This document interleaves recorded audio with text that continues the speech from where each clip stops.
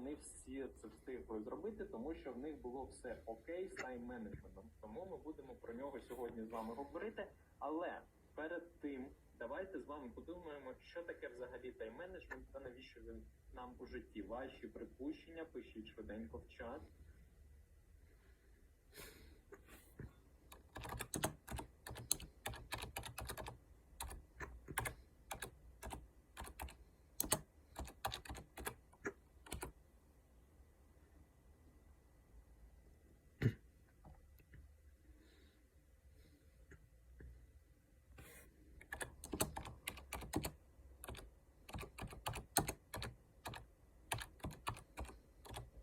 Так, бачу ваші відповіді. Андрій пише, що це вміння ефективно користуватись часом, правильно розподіляти свій час, організація часу, планування.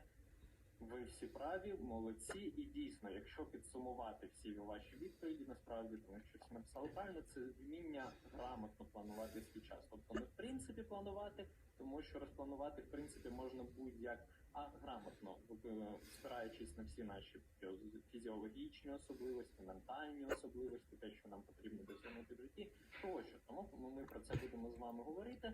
Але перш ніж знову ж таки почнемо, було проведено дуже цікаво, це вже про тайм-менеджмент, соціальне опитування, в якому запитали у 100 людей, чи хотіли б ви прожити до 100 років. Як ви гадаєте, який відсоток людей або скільки людей відповіло ствердно на це запитання?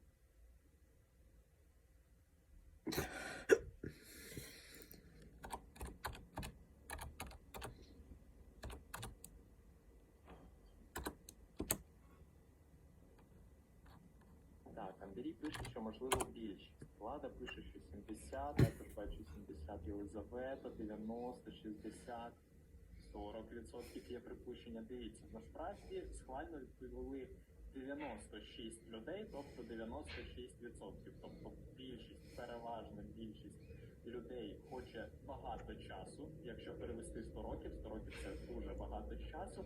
Але тут одразу після цього питання поставили таке: як ви збираєтесь провести свої вихідні? Як ви гадаєте, який відсоток людей зміг чітко відповісти, що вони планують робити у свої наступні вихідні? 8, 44, 10, 18, 30, дуже різні оцінки, але, до речі, ніхто не пише, що більше половини. Так, 30, 35, 24, насправді надзвичайно близько, але дуже мало, і ствердно відповіли лише 5%. Тобто ми бачимо картину, насправді, навіть в такому простенькому соціологічному опитуванні, що багато часу хочуть всі, всі надзвичайно, тому що 96% це дуже багато. Всі, але вміють планувати і точно знають, чого вони хочуть досягти, що вони хочуть зробити, для цього знають лише 5%. І тому тайм-менеджмент надзвичайно важливий, це одна з наших причин, так би мовити. І ми переходимо вже безпосередньо до тайм-менеджменту, що це таке, як його застосовувати у власному житті. І насправді в 11 класі ви зараз наштовхнулися на першу таку проблему, як взагалі встигнути все. Тому що, окрім школи, зазвичай як у вас було хобі, спорту, що об'єднує зустрічі з друзями, ще додалась підготовка до ЗНО, яка насправді забирає надзвичайно багато часу. І я переконаний, що у більшості з вас є певне хобі, на яке вам не вистачає часу. Поставте плюсик, якщо так і є, в чат. Особисто в мене є певне хобі, на яке часу, як правило, бракує. Так, Андрій, Альона, Валерія, Андрій пишуть, Ілля, Максим. Бачу дуже багато плюсів. Отже, але насправді, якщо застосовувати те, про що ми сьогодні будемо з вами говорити в активному житті, то ми будемо якось ця щаслива людина, щасливий хлопець, який вміє розподіляти свій час і буде встигати все робити. Але перш ніж ми перейдемо до складових тайм-менеджменту, пропоную вам перевірити, наскільки гарно ви зараз, на цей момент, можете планувати свій час. Що вам знадобиться? Всього-навсього листочок, ручка і свій мозок, так би мовити. Так, дивіться, у нас є невеличкий тест. 10 питань. І ось перше питання. У нас є питання, ось воно, я його помічу. І ви читаєте питання, Потім читайте варіанти відповіді, 5 варіантів відповіді. Обирайте те, що перше спливає вам на думку, і записуєте собі на листочок кількість балів. Бачите, тут за Ніколи 5 балів, за другий варіант 4 бали. І потім, коли ми пройдемо всі 10 тестів, ви підсумуєте свої бали. В чат можете нічого не писати, тобто просто собі записуємо.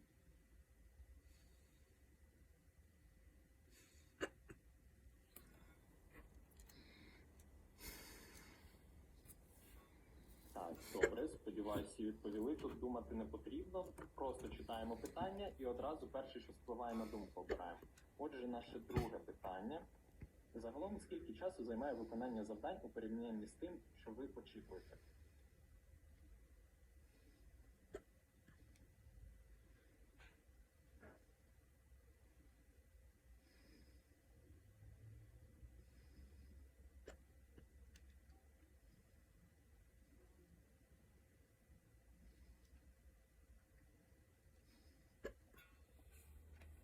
Так, третє питання. Як ви плануєте, що хочете зробити у свій звичайний день?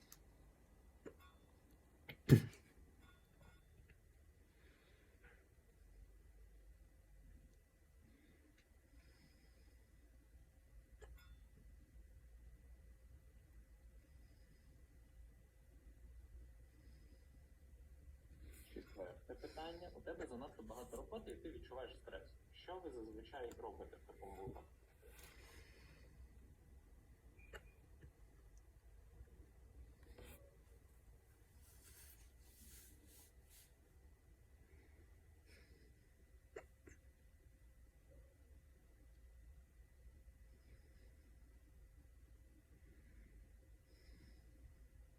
П'яте питання. Тебе запросили відвідати вечірку, але у тебе насправді немає часу на це. Але це був би гарний спосіб розслабитися. Що ви оберете в цьому випадку?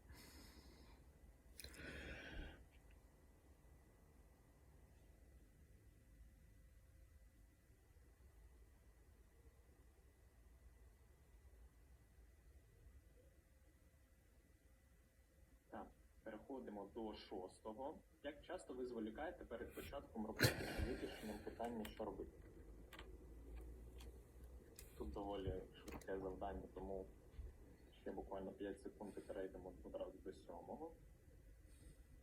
Добре, сьомий. Зараз ранок і попереду напружений день. Як ви вирішуєте, як працювати?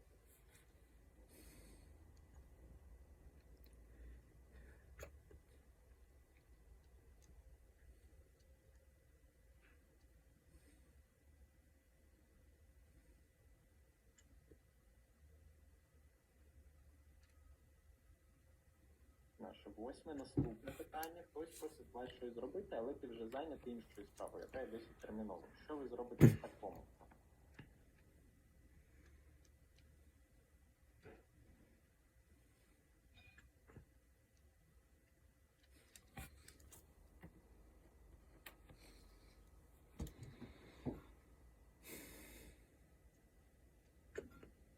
Добре, передостаннє питання, дев'яте. Тобі дали 2 тижні, щоб виконати роботу, яка, як ти розумієш, займе лише кілька днів. Як ви виконаєте це завдання?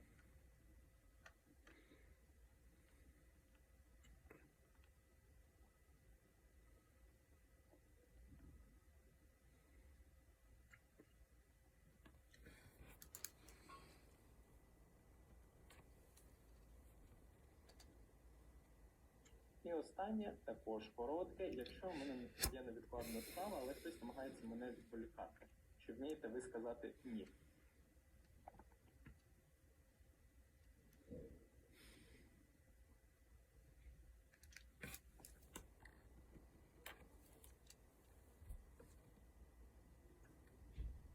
Де одразу поясню, майже ніколи. Це мається на увазі, що ви майже завжди кажете ні, тобто майже ніколи мене не відволікають і весь час відволікають. Отже, добре, ми завершили. Давайте 10 секунд буквально підрахувати результати. Писати в чат не обов'язково, тому що це ваша особиста інформація. Ви можете робити з нею, що хочете, і ніхто вас не змушує її писати. Зараз ми просто будемо дивитись висновки по цьому тесту. Отже, результати тестування. Є 4 категорії. Перше, від 0 до 10 балів. Що це значить? Ви не плануєте свій час і пливете за течією. Хоча, якщо ви складаєте список пріоритетних завдань і дотримуєте його, то деякі цілі ви можете досягти. Тобто, більш такий пристосувальний спосіб до життя, коли прокидаєтесь і там, умовно кажучи, є якісь завдання поточні, які зараз випливають, ви їх і робите. Але знову ж таки, якщо скласти план і чітко через нього йти, то все буде добре. 11-20 балів. Друга категорія. Ви намагаєтеся планувати своїм часом, але вам дуже заважає непослідовність в ваших намірах і діях. Тобто, маєте бажання планувати, складаєте, можливо, навіть план, але там, умовно, на понеділок склали, на вівторок не склали, середа, четвер знову склали, в п'ятниці ні. 21-34 балів. Ваша система планування добре працює, підтримуєте її роботу, періодично прикладаючи її для того, щоб упевнити, що ви плануєте вирішення саме тих завдань, які найбільш важливі для вас у житті. Тобто, умовно, ви вже майже гуру в тайм-менеджменті, ви постійно складаєте плани, але потрібно тільки трошки удосконалити це рішення, щоб плани були постійно, вони були релевантними, вони були такі, що відповідають дійсності і реально відображали ваші можливості і ваші плани. І останнє 35-50 балів або чудовий планувальник, або людина на межі виснаження. Тому що, знову ж таки, якщо не враховувати всі особливості свого організму, своїх потреб тощо, то коли людина дуже продуктивна, це може свідчити або про те, що навички тайм-менеджменту на дуже високому рівні, або про те, що людина вже скоро зірветься, або ментально, або фізично. І давайте з вами, не обговорюючи власні результати, напишіть в чат, чи згодні ви з результатом тестування. Тобто, умовно кажучи, ви його пройшли, у вас є одна з 4 категорій. Як ви вважаєте, чи реально він відображає стан ваших навичок тайм-менеджменту? Так, Андрій думає, що не зовсім. Звісно, це тести, вони ніякий тест не є ідеальним, тому можливі якісь помилки. Але бачу, що майже у всіх або відповідає, або майже відповідає. Бачите, круто, тому ми будемо зараз з вами говорити, як це покращити, або якщо ви в 4-й категорії гуру, як закріпити це все. Отже, якщо, знову ж таки, розширити наше визначення, тайм-менеджмент – це, окрім того, як вміння грамотно планувати свій час, це здатність робити те, що треба, тоді, коли треба. І тому ми зараз з вами підійшли вже до таких складових тайм-менеджменту. Як ви гадаєте, всі з вами, всі люди, в принципі, на планеті продуктивні в один і той самий час, чи у кожної людини це якось індивідуально? Напишіть мені плюс, мінус, як так, або ні в чат. Так, Андрій пише, що своє, по-різному своє. Дійсно, так і є. Дякую вам за активність. Є таке, напевно, ви чули, розділення на СОП та жайворонки, тобто години продуктивності у кожного свої. Я, наприклад, сова. Тобто людина, яка дуже пізно лягає спати, і в неї пік продуктивності у другій половині дня. Жайворонки – це ті, хто рано прокидається, і в них пік продуктивності у першій половині дня або на стику першої і другої половини, тобто десь в обідні часи. На це потрібно зважати і планувати свої дії так, щоб найбільш складні якісь завдання були саме в пік продуктивності, тобто щоб ви гармонійно співставили пік продуктивності і найбільш важливі і важкі для вас завдання. Добре, наша друга складова – це складання плану виходячи із пріоритетності. Починати потрібно точно з простого, тому що навіть якщо ви жайворонок, пік продуктивності у вас навряд чи одразу після сну. Тому потрібно всі свої справи ділити і починати з чогось простого, щоб потім наростити це все до складних піку продуктивності, і потім знову ж таки там наприкінці дня можна зробити якісь легкі завдання, якщо у вас вони залишились, ви на це зможете. Третє – це фокусування, тобто потрібно забрати все зайве, коли ми вже приступаємо до виконання певних дій, забрати все зайве, повністю сфокусуватися, віддатися цьому завданню, щоб зробити його максимально ефективно. Тому що навіть якщо ми розташуємо найбільш складне завдання в пік продуктивності, але постійно будемо відволікатися, про що ми знову ж таки сьогодні з вами поговоримо, то це все буде, м'яко кажучи, неефективно. І четверте – виконання. Тобто, взагалі, як почати робити, тому що, напевно, всі помічали, коли задають там написати щось велике, там, наприклад, твір у школі, якесь есе, і ви сідаєте і просто розумієте, що почати це найскладніше. А коли вже починаєте писати, то, в принципі, це не так і складно, і, в принципі, все виходить добре. Отже, це такі 4 складові Тайм-менеджмент. По-перше, це потрібно зважати на години продуктивності, хтось сова, хтось жайворонок, хтось щось посереднє між цим. Друге, це складання плану, виходячи із пріоритетів, тому що почати розкачувати, умовно кажучи, потрібно з простого і потім переходити до складного в бік продуктивності. Третє, це потрібно сфокусуватися на виконанні того чи іншого завдання, відкласти ці зайве. І четверте, потрібно налаштувати свій мозок особисто почати щось робити. І почнемо ми більш детальний розгляд саме з уміння розставляти пріоритети. Тому що це найбільш важливе, і від уміння розставляти пріоритети, що є для нас точно потрібно зробити там сьогодні, що потрібно точно зробити завтра, є однією з ключових навичок тайм-менеджменту. І є надзвичайно така легка, дієва вправа. Вона на слайді, ви можете її почати робити вже сьогодні, щоб проаналізувати свій план, свої дії впродовж дня. Ви можете сісти після нашого вебінару або коли у вас буде вільний час, виписати абсолютно всі справи або за сьогоднішній день, які ви зробили, або краще за вчорашній. Тому що аналізувати постфактум, тобто коли це вже пройшло, набагато легше, ніж події, які відбуваються зараз. І потім ці всі справи відносити до 3 категорій. Ви бачите на слайді. Категорія А червоним кольором помічаєте, які були для вас найважливішими справами, тобто, умовно кажучи, прочитати теорію до, якщо у нас завтра з вами заняття. Б. Питання, котрі повинні бути вирішені, але вони не відносяться до надзвичайно важливих якихось справ, які ось зараз мають бути виконані. І С. Це ті, які можна відкласти і не робити першочергово. І в ідеальному дні, там, умовно кажучи, на папері, звісно, є якісь винятки, є індивідуальні особливості. Ці всі 3 категорії мають бути трохи в балансі. І зараз ми з вами переходимо до такого золотого правила тайм-менеджменту. Як ви взагалі гадаєте, скільки у відсотковому відношенні часу ми маємо витрачати на планування своїх дій, щоб забезпечити ефективність? Напишіть мені швиденько в чат, що думки з цього приводу. Лія, Григорій, Діана, які у вас думки? Приєднуйтесь. Так, є навіть пропозиція 70%, 10, 15, 10. Справді, дуже близько до цього. 20% на 80%. Тобто 20% часу, який ми використовуємо на планування, тобто на складання плану наших дій, забезпечує 100% ефективне використання 80% часу, який в нас залишився. Навіть є така дуже відома людина, Дуайт Ейзенхауер. Знаєте, хто це такий? Хто це такий? Напишіть швиденько в чат, хто знає.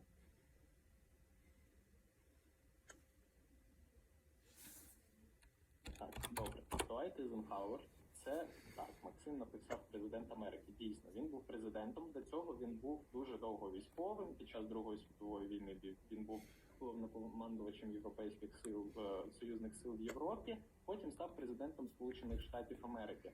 І він також погоджувався з цією формулою і казав, що нам просто необхідно витрачити певний час на планування, щоб потім наш час був ефективний. Тому що якщо ми цього не зробимо, наш час взагалі ніяким чином добре не використається тощо. І він вигадав собі такий метод, наступний, про який ми зараз поговоримо, тому що президент США, як ми розуміємо, одна з найпотужніших держав світу, дуже зайнята людина, президент. І він вигадав собі таку систему, діаграма Ейзенхауера. В чому вона полягає? Ми беремо листок паперу, умовно кажучи, ділимо її як вісь координат в математиці. Y і X, де по Y з важливих до неважливих, по X з нетермінових до термінових. У нас виходить 4 умовні зони. Ми їх бачимо на екрані. Давайте поговоримо про кожну окремо. Перша, справа згори, важливі і термінові завдання. Як ви гадаєте, що ми можемо відносити до цієї категорії справ? Напишіть швиденько в чат. Що б ви особисто віднесли до цієї категорії?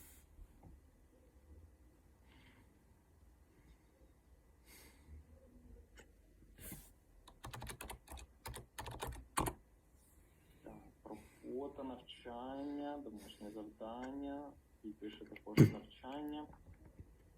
Так, добре. Дійсно, теорія до домашнього завдання в школі, яке вже буде завтра, яке потрібно виконати на завтра, якісь особливі доручення від батьків. Це все важливі і термінові завдання. Тобто ті завдання, які, перш за все, є дуже наближеними в часі, тобто там сьогодні-завтра має бути виконано, і важливі з точки зору наших ціннісних орієнтацій, так би мовити. Отже, наступна категорія. Неважливі, але термінові завдання. Як ви гадаєте, що ми можемо віднести до цієї категорії? Напишіть швиденько в чат.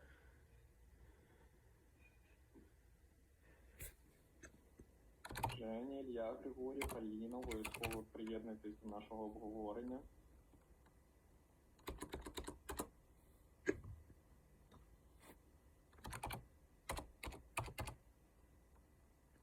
Так, Єлизавета ще пише купити продукти, Андрій пише, що якась побутова допомога, поїсти. Так, дійсно, ми можемо до цього віднести також погуляти з собакою або робота по дому. То це є терміново, це має бути виконане вже сьогодні, тому що ніхто не хоче жити там, умовно кажучи, без продуктів або у брудному будинку, але воно не настільки важливо для досягнення наших життєвих цілей.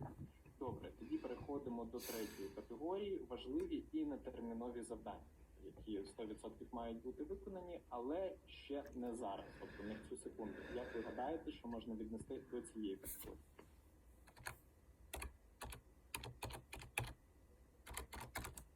Так, курсові роботи, якщо ще 3 тижня.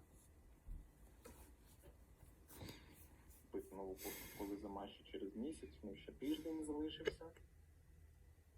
Так, підготовка до контрольної роботи, дійсно так. Тобто це планування якихось покупок, якісь завдання в школу, на курси, коли дедлайн не завтра, не післязавтра, там через тиждень або ще більше, залежно від об'єму роботи. То це важливо, це має бути зроблено, але воно не є терміновим зараз. І наша остання категорія – неважливі і нетермінові завдання. Напишіть швиденько в чат, як ви гадаєте, що це таке. І нагадую, що це саме з точки зору ефективності праці. Це загальна життєва така ціль, якась орієнтація, а саме з точки зору продуктивності нашого робочого дня. Так, те, що можна і не робити, логічно. Відпочинок, поспілкуватись з друзями, хобі. Так, дякую вам за активність. І дійсно, це такі дії, чому я зробив цю ремарку, на які ми не маємо відволікатись, коли ми працюємо. Тому що вони забирають наш час і вони носять таку назву пожирачі часу, якщо їх згуртувати в єдину категорію. Пожирачі часу є зовнішні і внутрішні. Якщо поговорити про зовнішні, то так, це там поспілкуватись з друзями, соціальні мережі тощо. І зараз ми про них поговоримо. Скажіть, будь ласка, як зазвичай проходить ваш ранок? Тобто ви прокидаєтесь і що ви ось відкриваєте очі, що ви перше робите?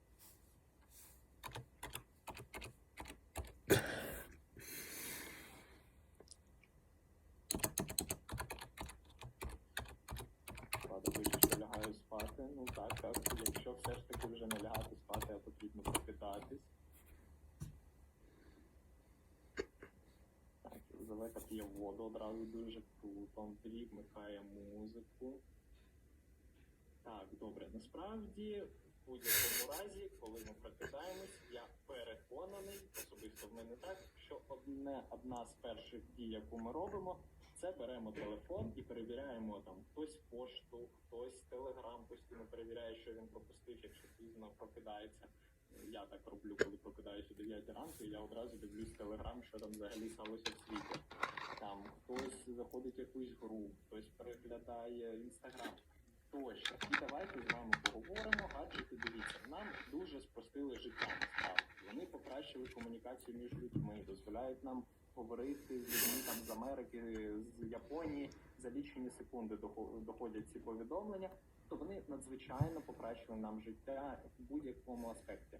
Але з певного боку і погіршили наше життя, тому що роблять деякі справи більш складними. І давайте зараз разом подумаємо і чесно напишемо, як довго ви можете проводити час без телефону в руках в принципі. Тобто ось взяти телефон, вимкнути його, покласти на беззвучний, відкласти і не брати.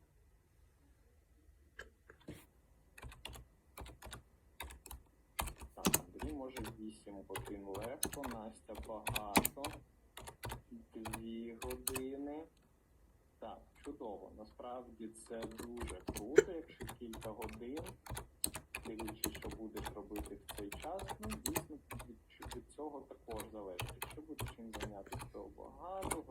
максимум. Якщо під рукою є книга, то скільки завгодно. Насправді дуже круто, що в нас це не така ключова проблема. Але, як ми бачимо, все ж таки доволі складно відкласти там більше, ніж на 2-3 години. У мене особисто також така справа, якщо в мене під рукою немає ноутбуку, де я можу також переглядати Telegram, то я не можу телефон відкладати надовго, щоб його взагалі не бачити там більше, ніж на годину або півтори, тому що тоді я втрачаю зв'язок, можу пропустити якийсь дзвінок, якесь дуже важливе повідомлення тощо. І це відноситься до те, про що ми сьогодні зараз з вами говорили, це зовнішнє. Зовнішній пожирач. Найбільш головним, напевно, все ж таки є телефон, який з виходом в інтернет дає необмежені можливості для сприйняття інформації. Тобто, маючи телефон, маючи інтернет, ми буквально можемо пізнати майже всю інформацію, яка є в світі, і тому він є пожирачем зовнішнім часу. Але також є і внутрішні пожирачі часу. Що таке внутрішні пожирачі часу? Це певні внутрішні установки, які так чи інакше заважають бути ефективним. Не можна сказати, що це є недолік, або що це є погано. Це все ж таки індивідуально, у кожного свій набір ментальних і психологічних особливостей. Тому це просто факт, який потрібно прийняти і намагатись його негативний вплив цього нівелювати. І давайте з вами про них поговоримо. Їх можна виділити декілька. Найбільш головних – це, перш за все, природна повільність та неуважність. Тобто це така психологічна особливість, коли людина схильна робити дії повільно. Тобто їй дуже складно швидко виконувати дії. Тут є і позитивний бік, те, що людина, скоріш за все, така не є нервовою, вона є спокійна, але є і поганий бік, коли потрібно зробити все дуже швидко, там, умовно кажучи, на контрольній або в якійсь кризовій ситуації, вона виявляється повільною. Друга звичка – цілком покладатись на пам'ять. У мене таке було до нещодавнього часу.